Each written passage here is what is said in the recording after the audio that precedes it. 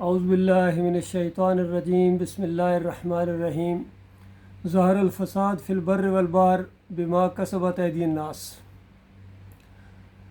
خشکی اور تری میں یہ فساد برپا ہو گیا ہے، یہ جنگیں ہیں، یہ نفرتیں ہیں۔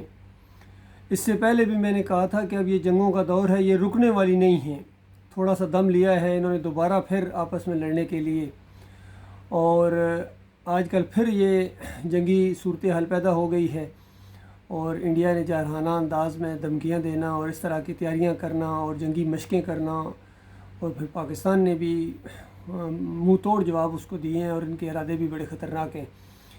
تو لہٰذا دونوں ملکوں کے لوگوں کو غور و فکر کرنا چاہیے، اور وہ بات مانیں، اس بات کی طرف آئیں، سارے امن کی جو بات ہے اور سارے آپ کے مسائل جو آپس میں اختلافات ہیں، لڑائی جھگڑے ہیں، وہ ختم ہو جائیں گے، کیونکہ یہ ساری جنگیں جو کنٹرول کر رہا ہے وہ وہی ہے جس نے اس کائنات کو بنایا ہے۔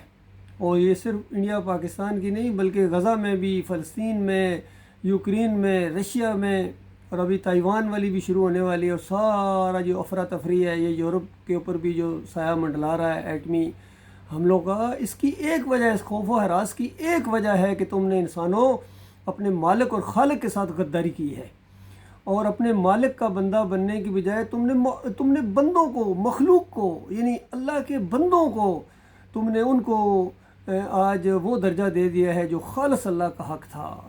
کسی کے سامنے جھکتے ہو، کہیں چادریں چڑھاتے ہو، کسی کو اللہ کے بیٹے کہتے ہو، کسی کو اللہ کی بیٹیاں کہتے ہو، کسی کو واسطے وسیلے، بے حقے فلاں، بے حرمتے فلاں۔ ایک طوفان برپا ہے شرک اور کفر کا، اللہ کی توہین کا، کیونکہ شرک اللہ کے لیے گالی ہے، اور جب اس طرح گالی دینا بند نہیں کرو گے تو پھر اللہ کے عذاب کا کوڑا تو حرکت میں آئے گا نا۔ اصل وجہ یہ ہے، آج انڈیا میں بھی دیکھو کس طریقے سے یہ ان مورتیوں کو پوجا جا رہا ہے، ان کے اوپر چڑھاوے چڑھائے جا رہے ہیں، اور محی الدین چشتی کی قبر کس طرح پوجی جا رہی ہے۔ بتاؤ، وہاں جا کے اتنے بڑے بڑے دیگیں ہیں جن میں وہ کھچڑے پکتے ہیں، اور وہ دالیں پکتی ہیں، لنگر جسے کہتے ہیں، پنڈارے جس کو کہتے ہیں، کہ جو بڑے بڑے فلیٹ سے بھی بڑے ہیں، عقل حیران ہوتی ہے۔ سیڑھیاں لگا کے اس کے اندر اترتے ہیں، اس دیگ کے اندر انداز لگے، پھر بالٹیوں سے باہر کھینچتے ہیں اس دال کو، اس سور سے زیادہ نجس اس نظر و نیاز کو۔ قرآن میں 4 جگہ اس نے غیر اللہ کی نظر و نیاز کو، چاہے یہ درباروں کے اوپر چڑھنے والے بکرے اور چھترے ہوں، چادریں ہوں، پنڈارے ہوں، یا 10 محرم کی سبیلیں ہوں، شربت ہوں، شیرینیاں ہوں، 12 ربیع الاول کے ابھی آ رہے، پھر ان کا اب یہ گھوڑا نکلے گا سنیوں کا۔ تو اللہ کے بندو، یہ سارا دین نہیں ہے، اسلام اس سے منع کرتا ہے، ایسوں پر لعنت بھیجتا ہے اسلام۔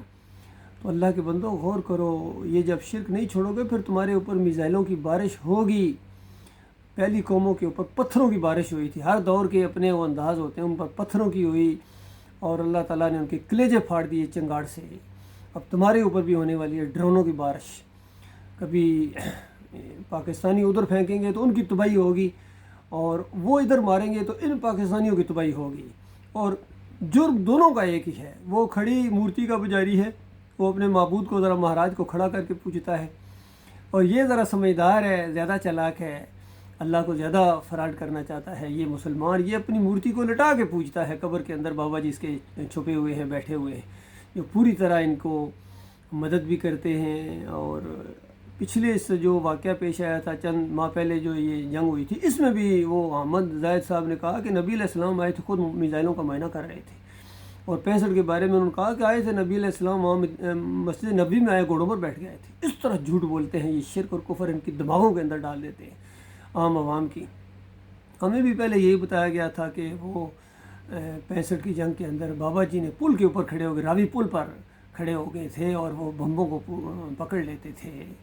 تو میں ان سے کہتا تھا وہ جہاز کیوں نہیں پکڑتے تھے؟ بم کو پکڑنا زیادہ مشکل کام ہوتا ہے، جہاز کیوں نہیں پکڑتے تھے بم جو برسا رہا تھا؟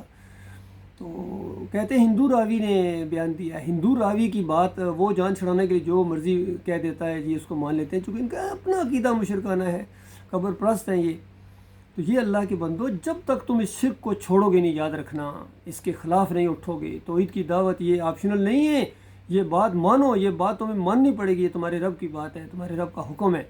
وَقَضَىٰ رَبُّكَ أَلَّا تَعْبُدُوا إِلَّا إِيَّاهُ، اس کا رب کا فیصلہ ہے، آپ کے رب کا فیصلہ ہے کہ اس کے علاوہ کسی اور کی بندگی نہیں ہوگی۔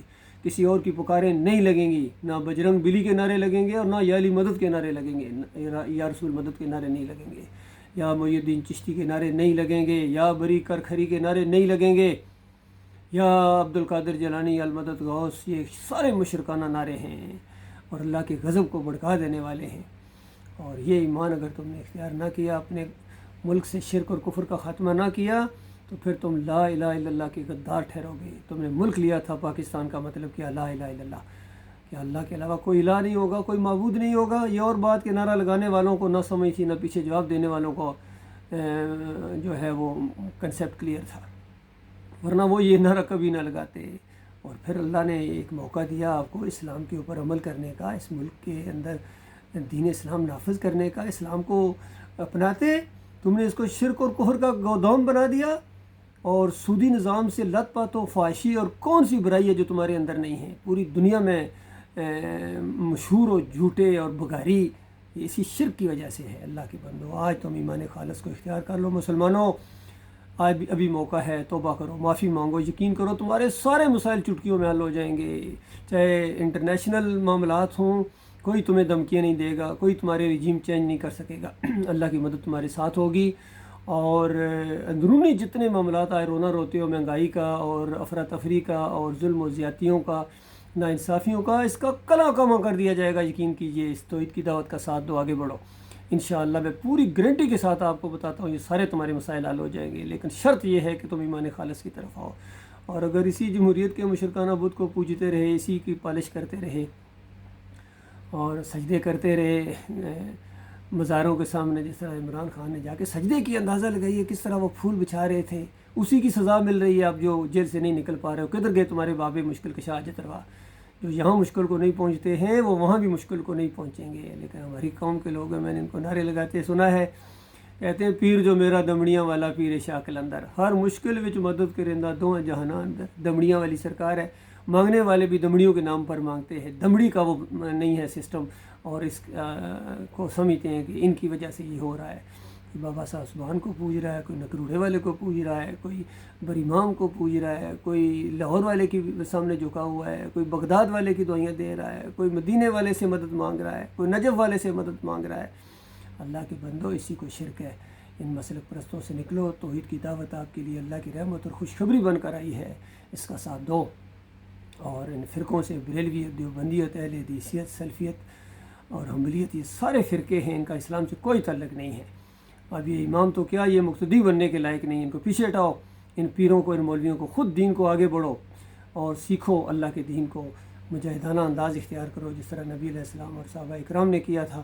اور دیکھو کس طرح رنگے جہاں بدلا تھا، قرآن اور حدیث کی دعوت تو لے کر اٹھو، کس طرح دیکھنا پوری دنیا پر آپ چھا جاؤ گے۔ لیکن اگر اس دعوت کو نہیں مانو گے تو یہ ذلت اور خواری بڑھتی چلی جائے گی، کوئی دنیا کی طاقت اس کو نہیں روک سکتی ہے، اور وہ سب کچھ جو دوسروں کے ساتھ ہوتا ہے تمہارے ساتھ بھی وہی کچھ ہوگا۔ اللہ تعالیٰ ذلت اور خواری سے اپنی پناہ میں رکھے۔